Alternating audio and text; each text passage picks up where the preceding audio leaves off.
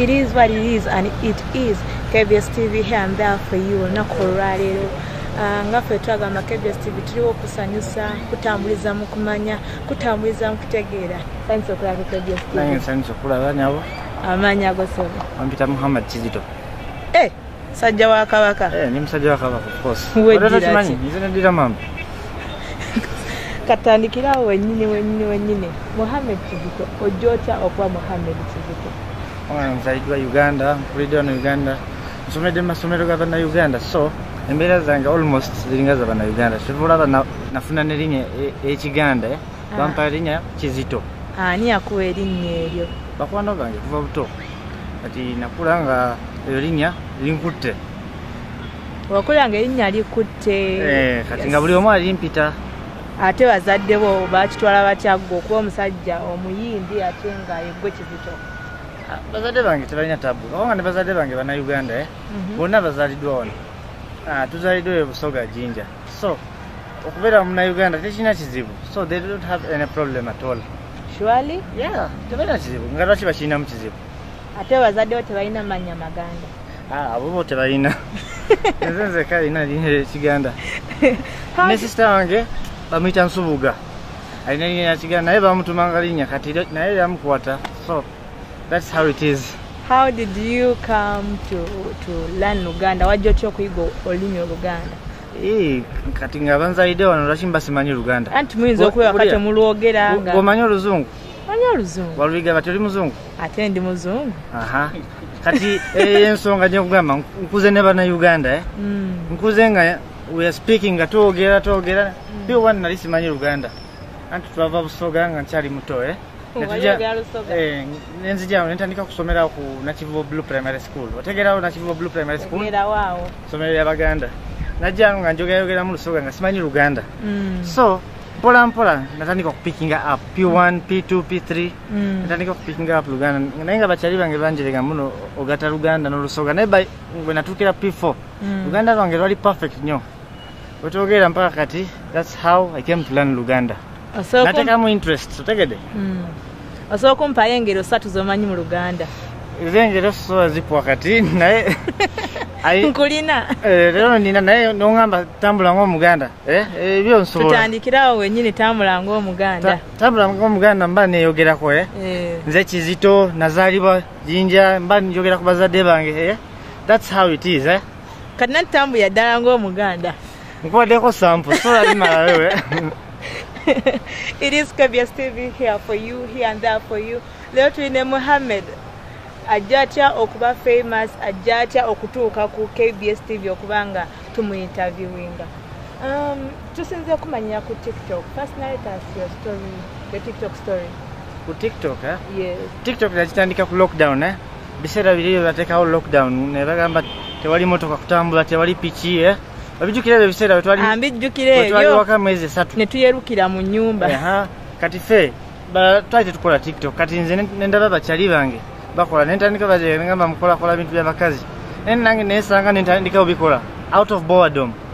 Nentandika okola video, nenkola one video of mine nenkola mu Luganda. Nengenda kola yagenda viral. Bantu ne banyumirwa ne basanyuka nengamba so this is what Ugandans want. Ate video emu yampa 5,000 followers instantly. We agenda viral nefuna 5,000 nengamba okay, I'm not going to give up. Nengamba bana Uganda cheka banyumira comedy. Ate banyumira kala ngeno olaba okola Luganda comedy. So nensigala nga nkola no comedy watogera lockdown yagenda kugwawo nga ndi ku mutolo esatu followers. First narrators, how did you feel the experience?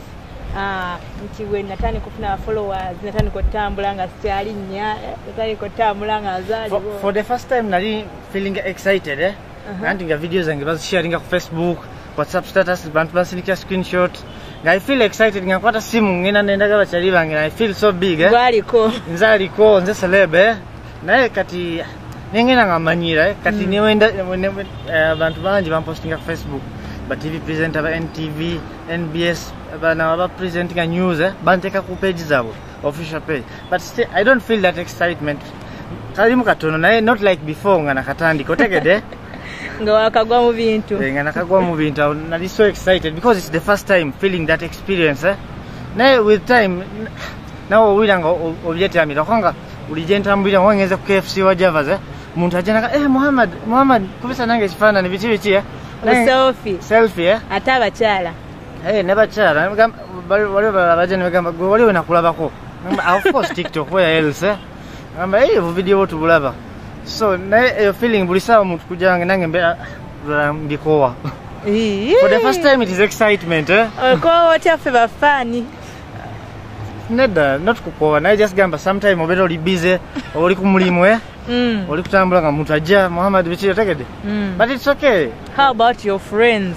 How do you feel ngobeera mikwano gyo nga yegosita mikwano gyange kusooka bali banjerega nabagamba Muhammad okola bintu bya kikazi TikTok y'abakazi naye kinabagamba TikTok si y'abakazi TikTok you can do anything osobola kola comedy osobola kola skits osobola kola music ondoza nawe kimanyi TikTok si muno ya kwemoola byokka bo bali balooza TikTok ya kwemoola muno otekayo music nowemulanga abakazi so nabagamba TikTok is not for that, it's for comedy. Now kati wetwogerera buli omu ku bakyali bange they feel proud buli omu ayagala kutambula nange buli omu anjogerako tegede in fact atambula nawe yabalya show my best friends benakola nabo kati bakuba kifaananyi nange ne bagamba kabatuteekeye ku page yaabwe ate bodde Jinja Jinja ndudde okugendayo Jinja navanga nga nkyali muto just we go there to visit tewali kyamaanyi kyamakulu eyo Jinja ate bazadde bo nga gye bali nina mama wange tatange yafa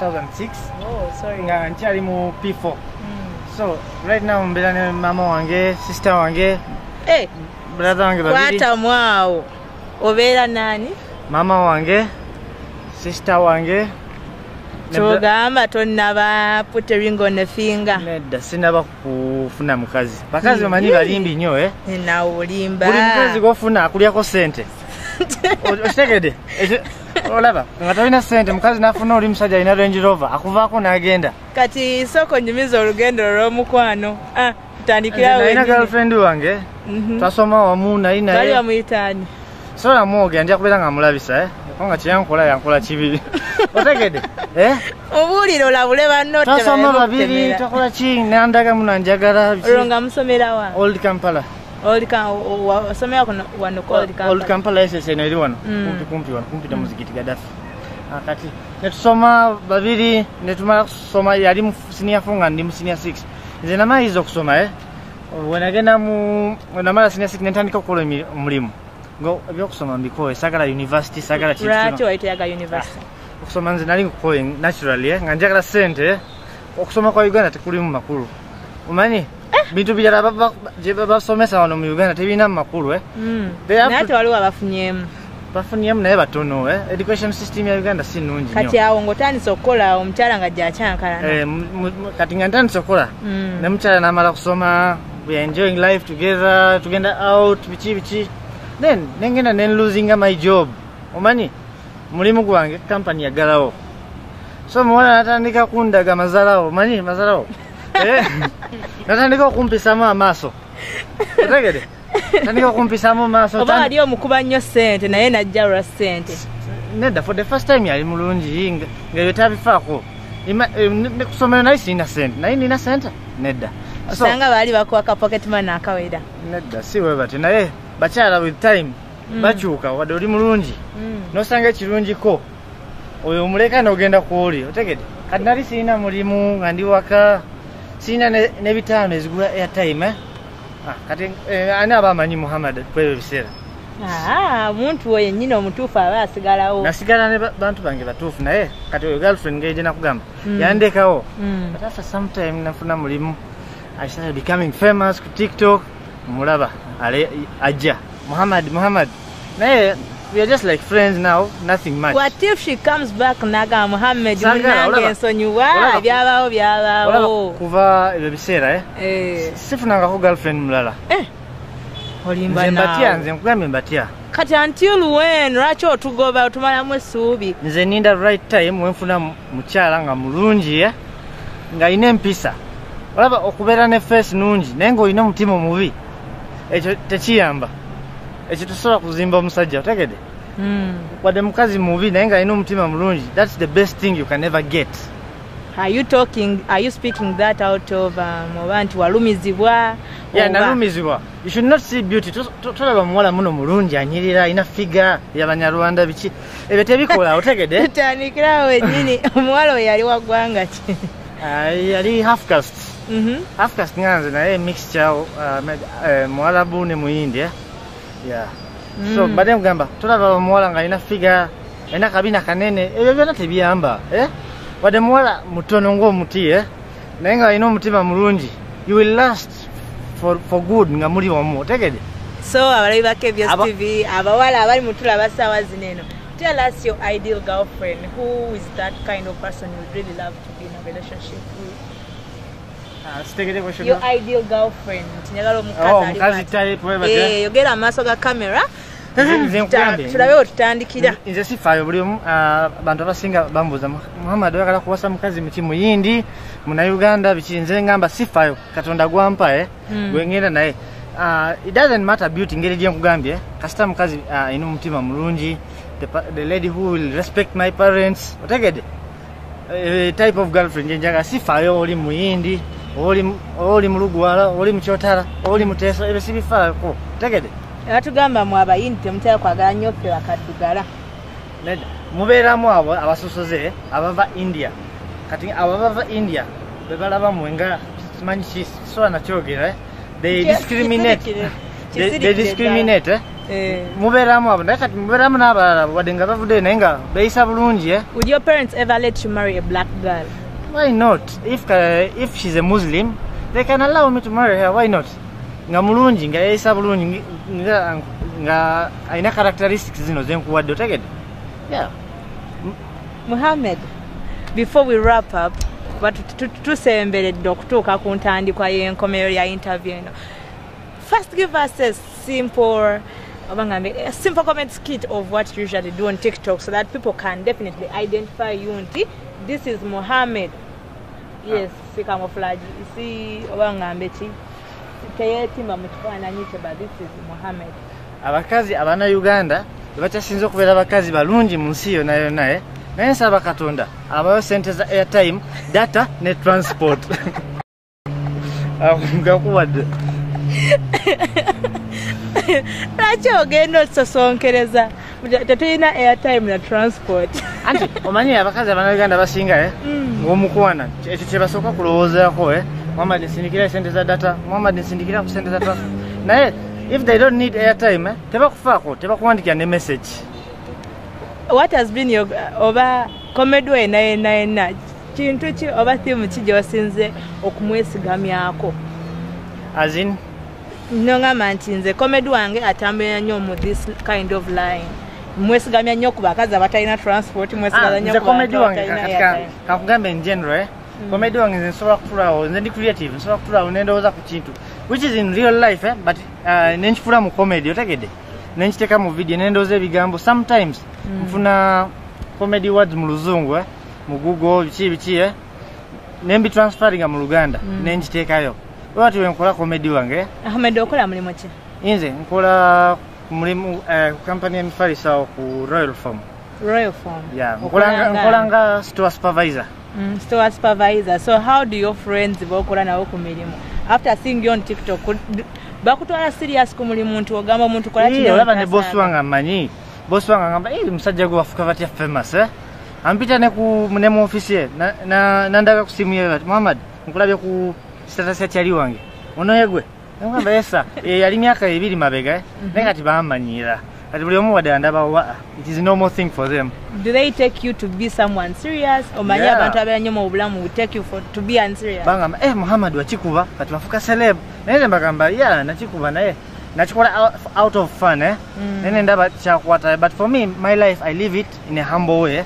Si muno byakweraga muno I'm famous ono muntu is below me, what? No, everyone I treat them equal ate buno bu video wange nze mbukola ku free time otegede. Free time like kula kumulimu tuina lunch break olya mmere from 1 to 2 kati nze mmere yange njiryanga dakika 3 nga maze. Bintu ki by'osinga okunyumira mu bulamu obwa bulijjo? Your hobbies?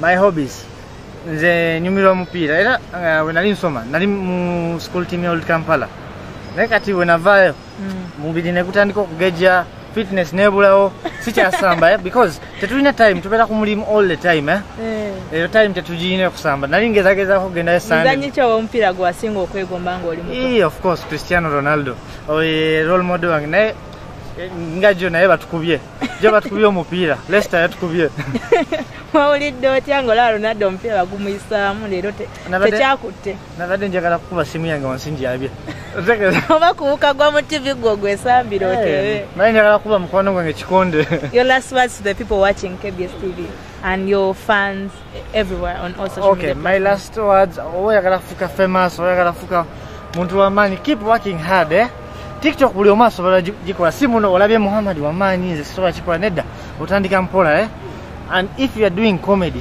stick to comedy sigala ku comedy tova ku comedy nobuka ku music gyotasobola wakola music sigala ku music oyina gwokoona okumukona batya oyina gwokoona gwofumita empiso yava ku TikTok natandika music okumuyambako you're mocking someone who started with TikTok kati ali ku music a fellow TikToker tewali mukugambe ani oyo sijja mwogera ajja kunzita nga yavaya ku TikTok nga natandika music nakuba oluyimba no TikTok ngeri gyenkugambe TikTok is for everything you can do music you can do so TikTok is categorized under many things kati yagenda ku TikTok ngakola music otegede no yajja TikToker nze mumanyi yajja TikToker natandikaawo eventually nakuba oluyimba gamba ni Brisha sina linnya lya muntu lyenjogedde no tuli kumuvuma osobola mwogera weya so mumye just nayo gambe omushout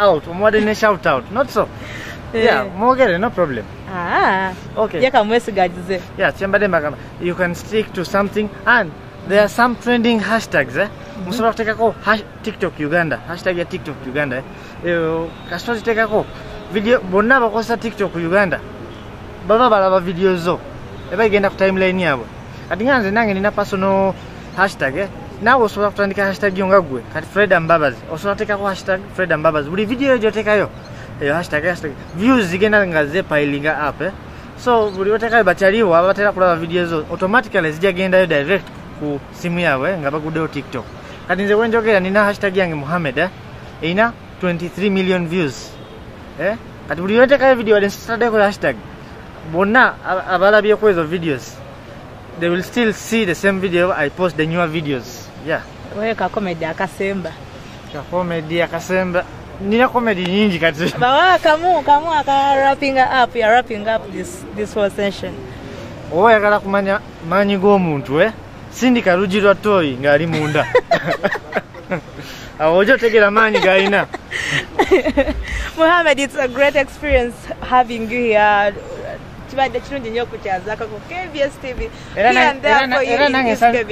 nange nsanyusa okujja wano oli mukazi mulungi oli beautiful onyirira nsanyusa okulabako. It is Fred Mbabazi alongside Muhammad. Leo tukyazaako TikToker. One of the famous, in fact, one of your number one of the famous, but one of the most humble guy. Nze wadondaba ko wino totya jangu ombuzeeko Kyogamba ogaba buhaga. Mbugaba olakinedda. Toyogera byonejjusa. Nedda. Nze wadoje nongamba Muhammad kubaye nange kifaananyi Muhammad. I don't say no. Olaba, let me tell you. Nze sitya tewaligo nti ano ku TikTok. Bano ba TikTokers abasinga batumbavu. Manyi batumbavu? Beragira ku bafani baba babafuula kye bali namusanga mutamu namuyita namweragirako noloza oba yerabadaba oba Sean Paul oba Eminem. You are not supposed to behave like that with someone who ndoza muwulidde. TikTokers tetuli ba celeb mutegedde. We are just famous people. Celeb is something else, meaning yayo kyanjawulo. So toweragira ku muntu oli muntu wa bulijjo olaba nange ndi wano naye seeraga owa muntu ansanzewo abantu bangi bansanze mu kibuga. I go to them wade mutamivu gwe nasanga alina iPad ejjuddemu video zange we bati nagamba onaye. How did you feel?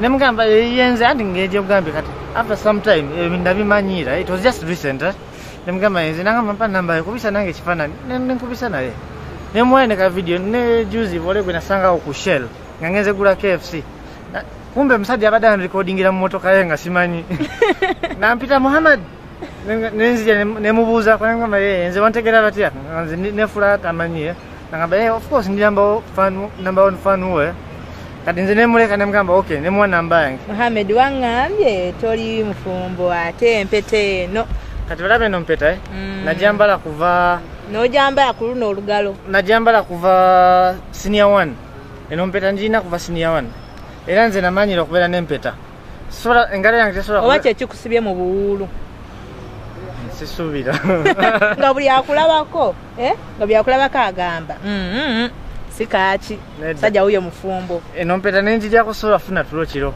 lwaki mmanyidde omanyi engalo engeri gye mmanyira ekintu naye buli omu ambuuza eno mpeta yaki naye nze nabagamba anti kati eno empeta ekugobako abantu naye tewayasobola giraba nsobola gikweka ate onaagikweka woti just gamba nange sawa zino siri interested in relationship kyogamba tolina gugamba kagambo just yakwebuzabuza bonna Muhammad bagamba akagamba abebulizabulizaako wegobyeko naye nange mbagamba siri serious bangi bajja bannayuganda baki nabagamba Muhammad tukwagala oli handsome biki nemugamba wadde ndi handsome sibyagala kati ebyamukwano nabigoba kuva bammenya omutima siddamu kubeera nga we nali until maybe 1 year to come nga ngenda kuwasa kitegeeza olina gwolaba gwomanyi gwogenda owa ngenda kunoonya bunoonya kati oyinayo osobola kunfunira nga mulungi otandikire kunze kennyini kuba nange wendi tewali kizibu we shall get to know each other maybe ngana oyina ezo mpisa nga twagala sente nga twagala rendiro. Thank you for watching KBS TV. Keep it KBS TV. Follow KBS TV on each and every social media platform. It is Fred Mbabazi for you. KBS TV is one of the most powerful TVs I know in Uganda. Nze programu zaabwe nziraba buli lunaku nze ensingira TV zonna ntera kulaba nga film ate otwabakwata Muhammad kasita ayogera nzaani naye sometime I just sit there kachayi kange nendaba KBS. KBS is one of the best TV. Zino TV ndala nsagala manya berimba berimba ni KBS thumbs up. It is Fred Mbabazi for you and I sign out.